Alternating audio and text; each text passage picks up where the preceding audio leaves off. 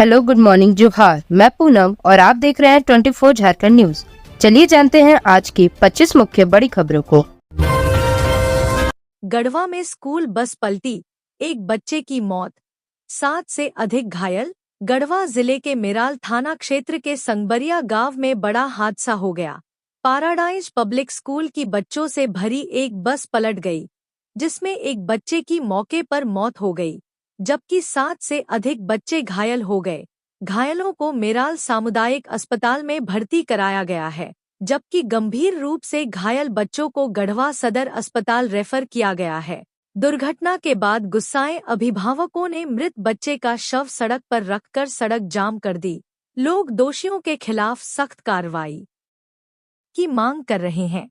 स्थिति को संभालने के लिए मौके पर पुलिस बल तैनात है और हालात काबू में रखने की कोशिश की जा रही है। वहीं गढ़वा सिविल सर्जन ने बताया कि दुर्घटना में एक बच्चे की मौत हुई है और 7 से 8 बच्चे घायल हैं। उनका इलाज चल रहा है और कुछ बच्चों को बेहतर इलाज के लिए सदर अस्पताल भेजा गया है। इस घटना ने स्थानीय लोगों और अभिभावकों को झकझोर कर रख दिया है। लोग स्कूल प्रशासन और बस संचालन में हुई लापरवाही की जांच की मांग कर रहे हैं। पुलिस मामले की जांच में जुटी है। झारखंड में छाए रहेंगे घने कोहरे, कई जिलों के लिए येलो अलर्ट। झारखंड में आज सुबह घना कोहरा छाया रहेगा।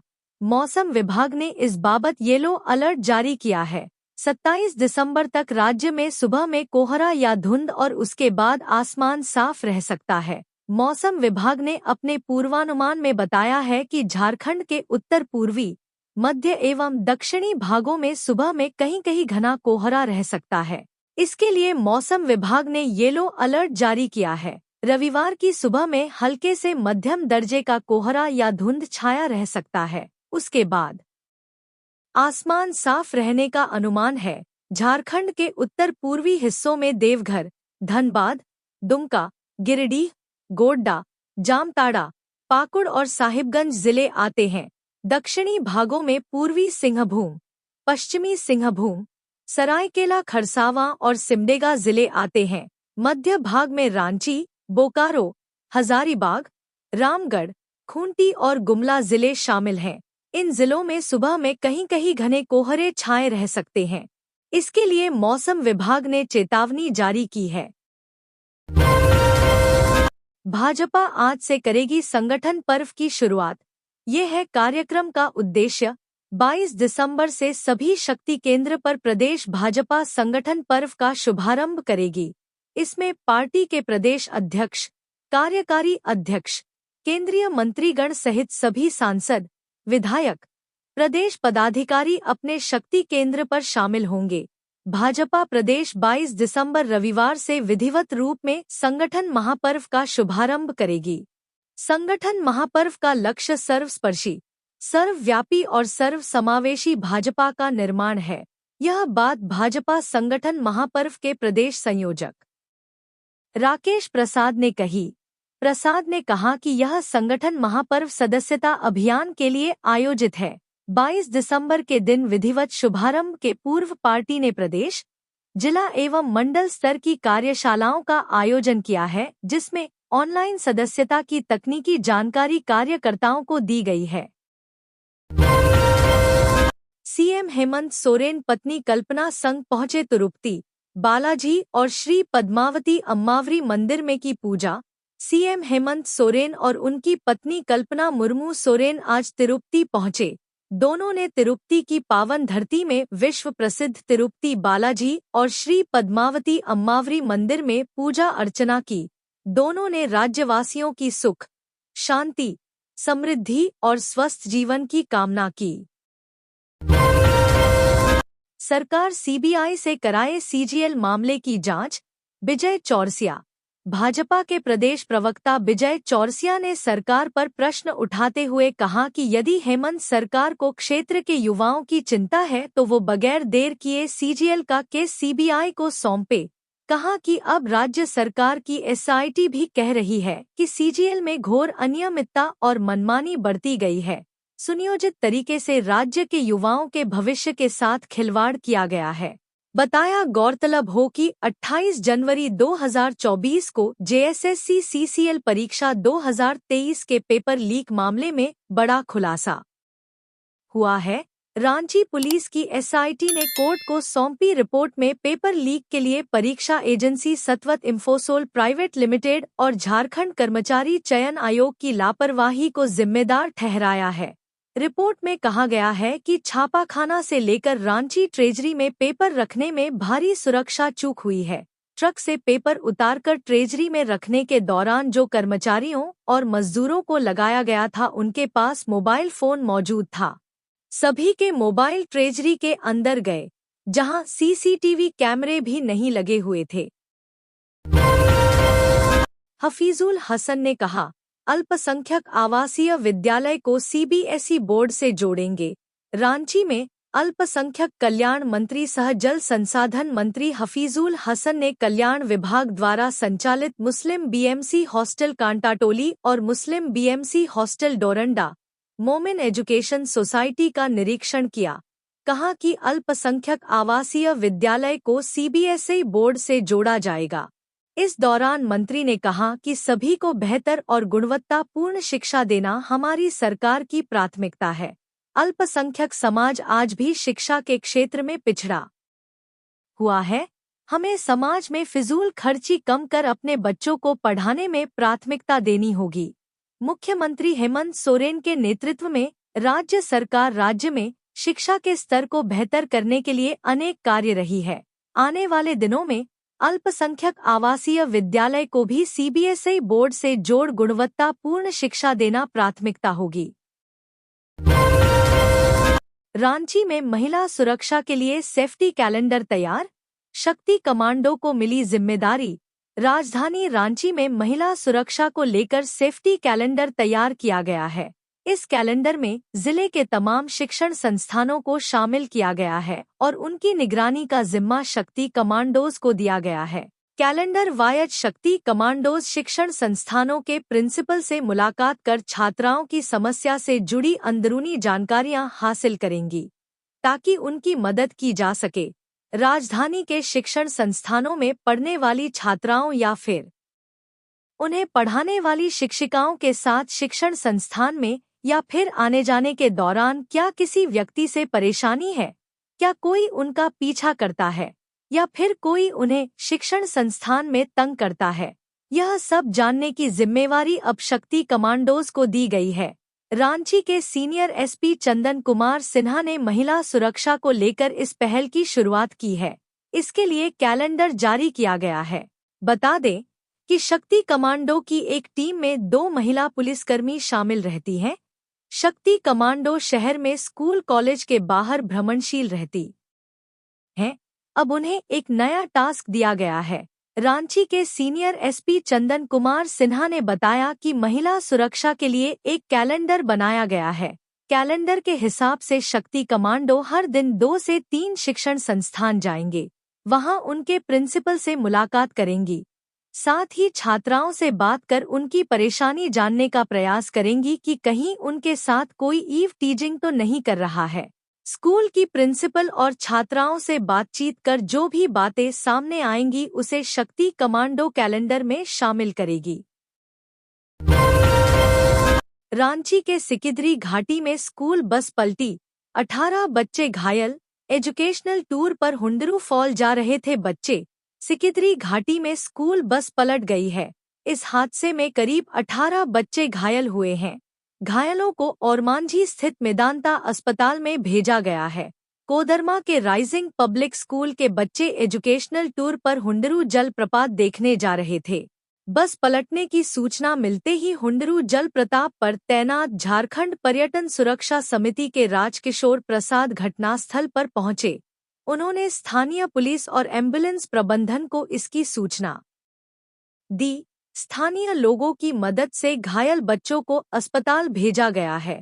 राजकिशोर प्रसाद ने बताया कि कुछ बच्चों के सिर भी फट गए हैं, कुछ के पैर भी टूट गए हैं। एजुकेशनल टूर पर कोदरमा से हुंडरू फॉल जा रही निजी स्कूल की बस पलटने से 18 बच्चे घायल हो गए। यह दुर्घटना सिकिदरी थाना के पास डॉक्टर मोड़ पर हुई है। राइजिंग पब्लिक स्कूल के निदेशक अर्जुन कुमार ने बताया कि एक बाइक को बचाने के दौरान बस पलट गई। बस के पलटते ही चीख पुकार मच गई। स्थानीय लोगों के सहयोग से आनन फानन में घायल बच्चों को ओरमांझी स्थिति मेदांता अस्पताल ले जाया गया। सभी बच्चे खतरे से बाहर हैं। कुल 18 बच्चों को बैंडेज पट्टी लगानी पड़ी है, जबकि कुछ बच्चों को मामूली चोट लगी है। खास बात है कि हादसा होते ही स्कूल बस का चालक फरार हो गया। उसका नाम भी अर्जुन कुमार है। उसके खिलाफ स्कूल प्रबंधन ने प्राथमिकी दर्ज कराई है। यह स्कूल कोदरमा के चंदवारा में मौजूद है। निदेशक ने बताया कि हर साल बच्चों को एजुकेशनल टूर पर ले जाया जाता है, लेकिन इस बार हादसा हो गया। उन्होंने कहा कि बस पलटने के बाद अफरा तफरी मच गई थी। शुक्र है कि सारे बच्चे सुरक्षित हैं। उन्होंने कहा कि किसी को भी अंदरूनी चोट नहीं आई है। डीजीपी ने कहा, हमारा प्रयास रहेगा कि अगले 3 महीने में चाईबासा को नक्सल मुक्त कर देंगे। झारखंड डीजीपी अनुराग गुप्ता ने कहा कि अगले 3 महीने में चाईबासा से नक्सलियों का खात्मा किया जाएगा। इसके लिए बैठक में निर्णय लिया गया है। इस बैठक के लिए शनिवार को झारखंड के DGP Anurag Gupta, CRPF DGP, IG Chaibasa Tata college मैदान में हेलीकॉप्टर से पहुंचे थे। जिला समाहरणालय के सभागार नक्सल परिदृश्य से संबंधित समीक्षा बैठक की गई। इस दौरान बैठक में झारखंड के डीजीपी, सीआरपीएफ के डीजीपी, आईजी, डीआईजी, पुलिस और सीआरपीएफ के आला अधिकारी और विभिन्न जिलों के पुलिस अधीक्षक मौजूद रहे। इस बैठक में लिए निर्णय को लेकर डीजीपी ने बताया कि नक्सलियों के खिलाफ अभियान को लेकर पूरे राज्य का विश्लेषण किया गया।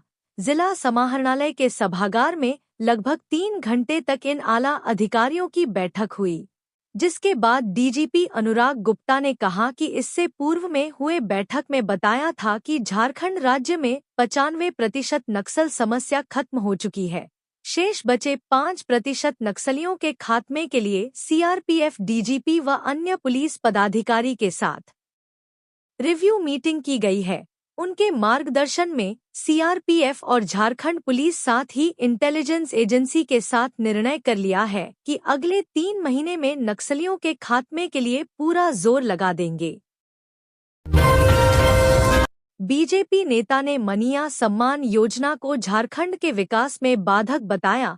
झारखंड विधानसभा चुनाव 2024 में बीजेपी की करारी हार हुई है। बीजेपी नेता लगातार अपनी हार के कारणों को जानने में जुटे हुए हैं। सारठ में रणधीर सिंह को भी झामुमो के उदय शंकर सिंह उर्फ चुन्ना सिंह से हार का सामना करना पड़ा।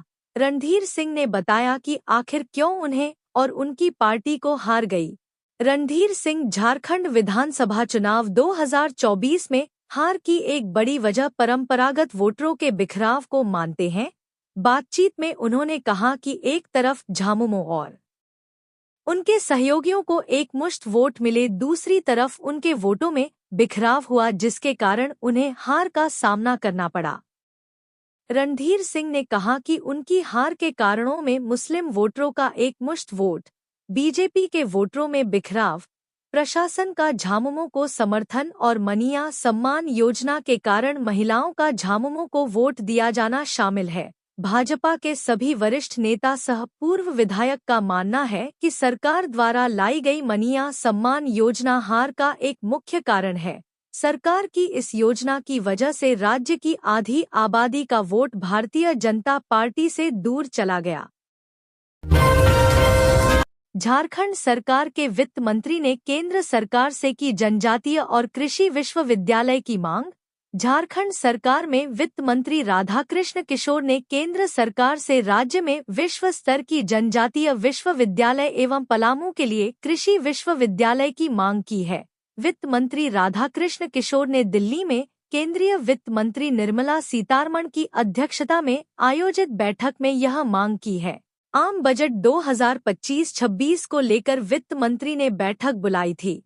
इसी बैठक में झारखंड सरकार में वित्त मंत्री राधाकृष्ण किशोर ने भाग लिया था। इस बैठक में झारखंड सरकार के सचिव प्रशांत कुमार भी शामिल थे।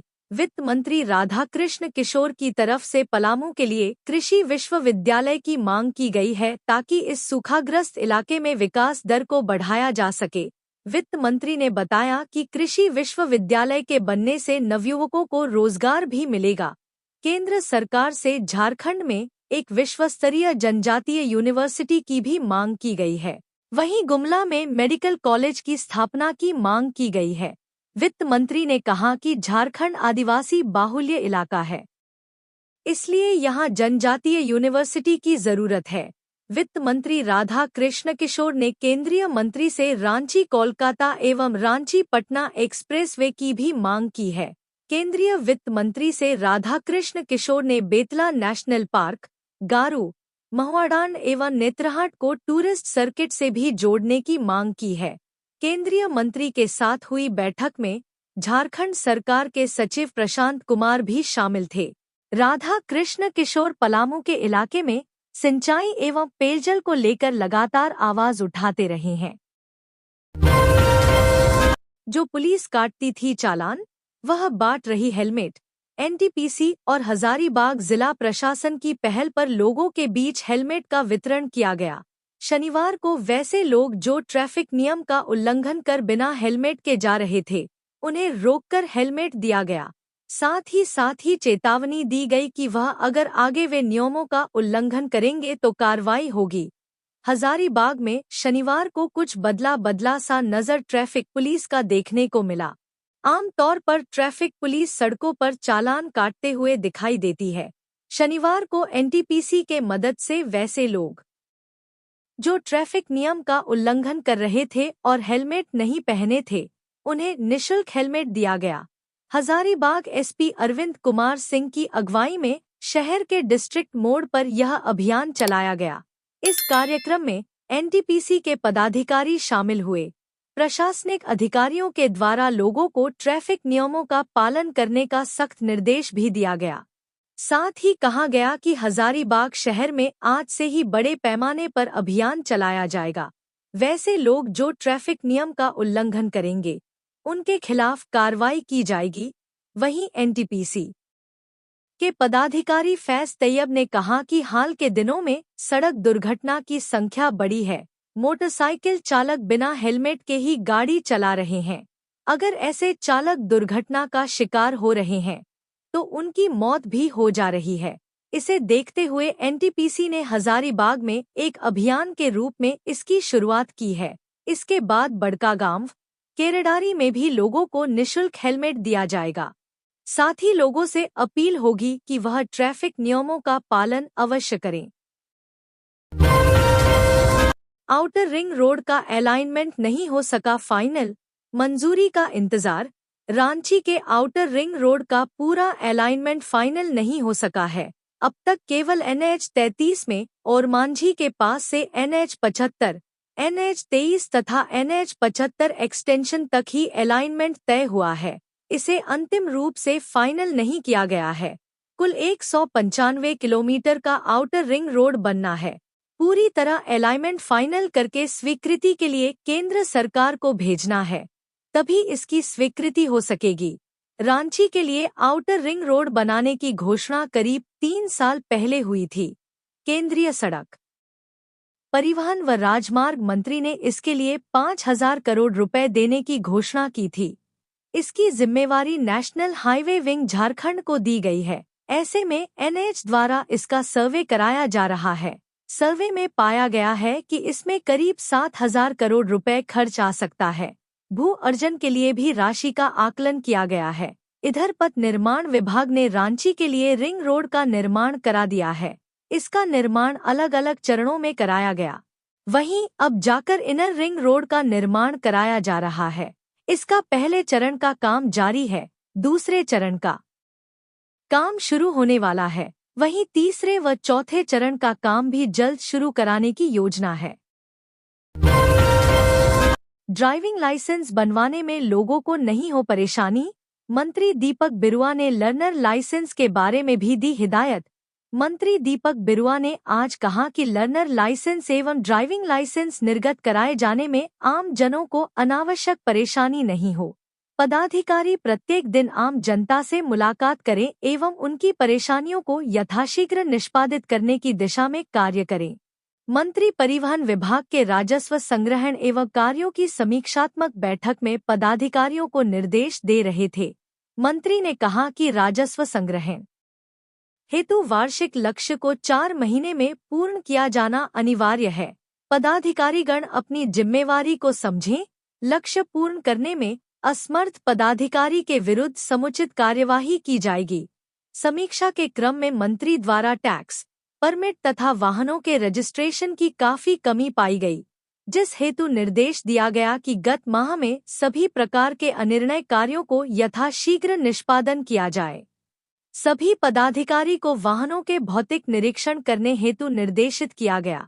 मंत्री के द्वारा चिरकुंडा, धनबाद में चल रहे चेकपोस्ट की भांति अन्य जिलों में चेकपोस्ट चालू किए जाने हेतु निर्देश दिया गया। प्रधानमंत्री नरेंद्र मोदी को निशाना बनाने की धमकी का कनेक्शन झारखंड से जुड़ा। प्रधानमंत्री नरेंद्र मोदी को निशाना बनाने की धमकी देने का मामला अब झारखंड से जुड़ गया है। जिस मोबाइल नंबर से व्हाट्सएप मैसेज भेजा गया था, जांच में वह देवघर के लालगढ़ निवासी हसीना जैतून बीबी के नाम पर पाया गया है। मामले में पूर्व मध्य रेलवे के आरपीएफ आईजी सह मुख्य सुरक्षा आयुक्त ने रिपोर्ट तैयार कर झारखंड पुलिस मुख्यालय को भेजी है। इसमें झारखंड पुलिस को सुरक्षा के दृष्टिकोण से विधिपूर्वक कार्रवाई करने और निगरानी रखने का भी निर्देश दिया गया है। रिपोर्ट के जरिए पुलिस मुख्यालय को बताया गया है कि 7 दिसंबर 2024 को मुंबई के वर्ली स्थित पुलिस कंट्रोल रूम को एक मोबाइल नंबर से व्हाट्सएप मैसेज प्राप्त हुआ था। मैसेज भेजने वाले ने झारखंड के धनबाद और मुंबई में बम ब्लास्ट करने की चेतावनी दी थी। इसके अलावा प्रधानमंत्री नरेंद्र मोदी को भी निशाना बनाने की धमकी दी गई थी।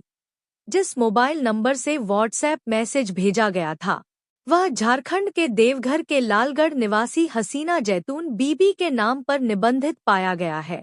जांच में उक्त मोबाइल नंबर का वर्तमान लोकेशन राजस्थान का अजमेर रेलवे स्टेशन का पाया गया। व्हाट्सएप मैसेज में एक लैंडलाइन नंबर का भी उल्लेख था। पड़ताल में यह लैंडलाइन नंबर गुजरात का पाया गया है। सुखदेव नगर थाना प्रभारी पर घर में घुसकर मारपीट और गाली गलौज करने का आरोप। रांची के सुखदेव नगर थाना प्रभारी पर एक सिख परिवार के घर पर घुसकर गाली गलौज करने और महिलाओं के साथ अभद्रता करने का आरोप लगा है। बजरा स्थित सर्वेश्वरी नगर की रहने वाली परविंदर कौर नामक महिला ने थाना प्रभारी पर आरोप लगाया है। महिला ने एसएसपी से इसकी शिकायत की है, साथ ही डीजीपी को भी इसकी कॉपी दी है। महिला ने बताया है कि बीते 19 दिसंबर की रात उसके घर के गेट पर जोर-जोर से पीटने की आवाज आ रही थी। जब वह बाहर निकली तो देखा कि सुखदेव नगर थाना प्रभारी मनोज कुमार उनके सहकर्मियों और विनीत खत्री मेट्रो गली निवासी उसके घर में घुस आए। महिला का आरोप है कि सभी ने उनके साथ उनके पति देवर और छोटी बहन के साथ अभद्र व्यवहार किया। महिला ने यह भी कहा कि विनीत खत्री ने उनके साथ छेड़खानी की। इसके अलावा थाना प्रभारी और उनके साथियों ने उनके पति और देवर की पगड़ी भी खींचकर फेंक दी।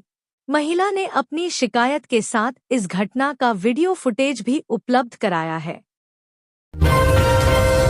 धनबाद निरसा पुलिस की सक्रियता से एक्सिस बैंक की एटीएम में लूट की घटना बची। निरसा में जीटी रोड पर सिनेमा हॉल के पास स्थित एक्सिस बैंक की एटीएम में शुक्रवार की देर रात लूट की घटना होते होते बच गई। मिली जानकारी के अनुसार रात करीब 1 बजे कुछ बदमाश एटीएम में पहुंचे और छेड़छाड़ करने लगे।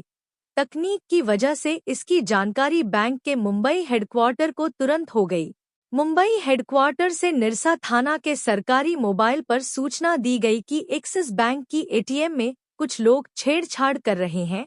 सूचना मिलते ही थाना प्रभारी मंजीत कुमार सिंह दलबल के साथ एक्सिस बैंक की एटीएम में पहुंचे, लेकिन पुलिस की आने की सूचना बदमाशों को मिल चुकी थी, इसलिए वे भाग निकले।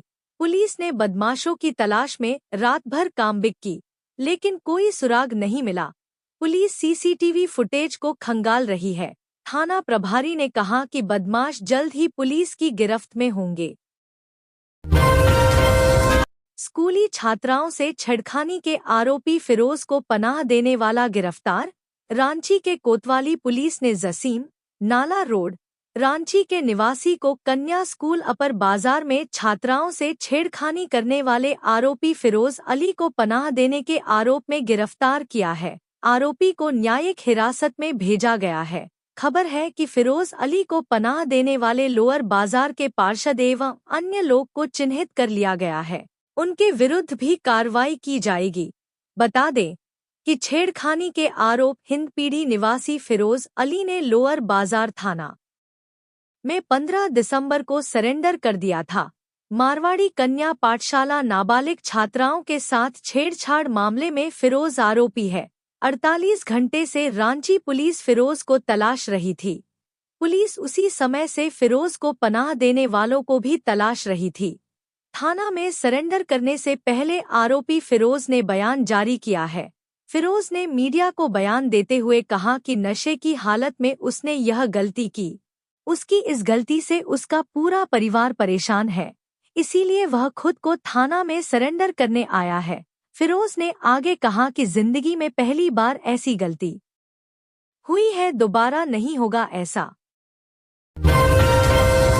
बोकारो पेटरवार में जंगली हाथियों का उत्पात, मकान ध्वस्त किया, फसल नष्ट की। पेटरवार वन क्षेत्र में जंगली हाथियों का उत्पात थमने का नाम नहीं ले रहा है। 2 हाथियों ने शुक्रवार की रात चांपी पंचायत के केशवारी गांव में घुसकर वीरेंद्र कुमार मांझी का कच्चा मकान ध्वस्त कर दिया और घर में घुसकर रखा धान खा गए। वीरेंद्र मांझी ने बताया कि रात करीब 1 बजे परिवार के सभी सदस्य सो रहे थे, तभी अचानक घर में धड़ाम धड़ाम की आवाज सुनाई दी। हाथियों ने आंगन में रखा करीब 11 क्विंटल धान चट गए। इसके बाद हाथियों ने चमन गंजू व दुखलाल हेम्ब्रम के खेत में लगी आलू की फसल को रौंदकर बर्बाद कर दिया। वार्ड सदस्य बुधन गंजू ने घटना की सूचना फोन पर वन विभाग को दी। वन विभाग की टीम ने गांव पहुंचकर हाथियों को भगाया। गांव के लोग दहशत में हैं। अफीम की खेती को लेकर एसपी की सख्त हिदायत, कहा ग्राम प्रधान और मुखिया दे पुलिस का साथ। खूंटी जिले में बढ़ती अफीम की खेती पुलिस प्रशासन के लिए बड़ी चुनौती बनती जा रही है। साल दर साल अफीम की खेती का दायरा लगातार बढ़ने के बाद खूंटी पुलिस इस वर्ष सख्ती से कार्रवाई की तैयारी में है। शनिवार को एसपी अमन कुमार अड़की प्रखंड क्षेत्र के ग्राम प्रधानों, मुखिया, पंचायत सेवक, चौकीदारों सहित क्षेत्र के जनप्रतिनिधियों के साथ बैठक कर अफीम की खेती को नष्ट करने और अफीम उगाने वालों की जानकारी उपलब्ध कराने को कहा है। एसपी ने सभी जनप्रतिनिधियों से कहा कि नशे के खिलाफ चल रही इस मुहिम के साथ रहें, अन्यथा पुलिस कार्रवाई करने को बाध्य होगी। जिले की खूंटी, मुरहू, अड़की, सायको और मारंगहदा थाना क्षेत्र के लगभग सभी पंचायत के गांव, जंगल से लेकर नदियों के किनारे बड़े पैमाने पर अफीम की खेती लगाई गई है। स्पेशल ब्रांच की एक रिपोर्ट के अनुसार जिले में विगत वर्ष की तुलना इस वर्ष भी लगभग 10,000 एकड़ से अधिक जमीन पर अफीम की खेती लगाई गई है। अफीम की फसल लगाए जाने के बाद से चिन्हित स्थलों तक पुलिस पहुंचकर अफीम की फसलों को नष्ट करने का अभियान भी शुरू कर दिया है। अफीम विनष्टीकरण अभियान के दौरान पुलिस ने अभी तक लगभग 70 एकड़ से अधिक अफीम के खेतों को नष्ट किया है। अजय नाथ झा ने कहा, आवासीय स्कूलों के स्टूडेंट्स की सुविधाओं का ख्याल रखें। अधिकारी, आदिवासी कल्याण आयुक्त अजय नाथ झा ने शनिवार को रांची के पिछड़ी जाति बालिका आवासीय विद्यालय के छात्रावास निर्माण के कार्य बुंडू में कल्याण गुरुकुल की महिला प्रशिक्षुओं को दी जा रही प्रशिक्षण एवं बुंडू में बिरसा मुंडा डीएवी आवासीय विद्यालय का निरीक्षण किया। आदिवासी कल्याण आयुक्त अजय नाथ झा ने अध्ययनरत छात्रों को दी जाने वाली भोजन की शुद्धता एवं गुणवत्ता का जायजा लिया। उन्होंने भंडार गृह का निरीक्षण करते हुए खाद्य सामग्री की गुणवत्ता की जांच की। उन्होंने उपस्थित शिक्षकों को निर्देश दिया कि बच्चों की पढ़ाई, विद्यालय परिसर की सफाई एवं बच्चों को मिलने वाली सुविधा में कोई कोताही न बरते। एसटी, एससी बच्चे अपने घरों से निकलकर अच्छी शिक्षा प्राप्त करने आवासीय विद्यालयों में रहकर पढ़ाई कर रहे हैं। इसलिए बच्चों को अच्छी गुणवत्तापूर्ण शिक्षा उपलब्ध कराएं, साथ ही बच्चों को यहां पर किसी भी प्रकार की तकलीफ न हो, इसका विशेष ध्यान रखें।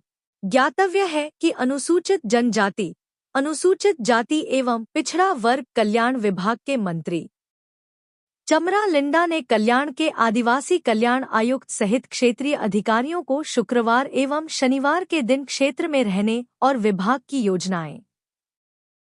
तो ये थी आज की झारखंड की टॉप बड़ी खबरें। इसी तरह झारखंड की हर छोटी सी बड़ी खबर देखने के लिए आप हमारे चैनल 24 झारखंड न्यूज को सब्सक्राइब करके बेल आइकन प्रेस कर ले, जिससे झारखंड की हर छोटी सी बड़ी खबर की अपडेट आप तक पहुंचता रहे। तो आज के लिए बस इतना ही, हमें दीजिए इजाजत, फिर मिलते हैं नेक्स्ट न्यूज में।